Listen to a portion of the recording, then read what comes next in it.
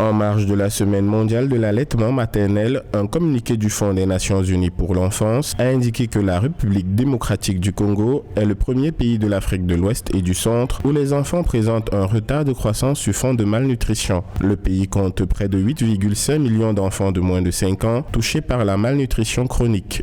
Dans un pays qui traverse une période d'instabilité politique et de déchirements sociaux, ethniques et économiques, il y a notamment des répercussions sur la couche de la population la plus vulnérable, à savoir les enfants. C'est qu'un enfant a besoin, par exemple, d'une bonne dotation alimentaire en substances de fer pour bien construire l'organisme de l'enfant. Le jeune Congolais de moins de 5 ans fait donc face à cette malnutrition due à l'instabilité sociopolitique, à l'instabilité socio-ethnique et clanique.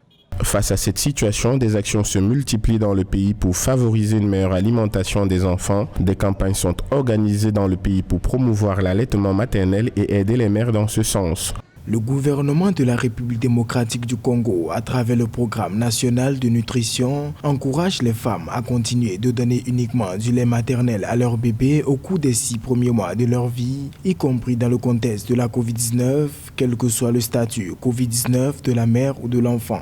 Selon les recherches réalisées par les ONG Alive and Thrive en juin 2019, la République démocratique du Congo dépense 409 millions de dollars américains chaque année pour le traitement des maladies et l'achat des substituts de lait maternel. Ces dépenses s'évaluent aussi en perte de productivité en raison des déficits cognitifs liés à l'absence d'allaitement.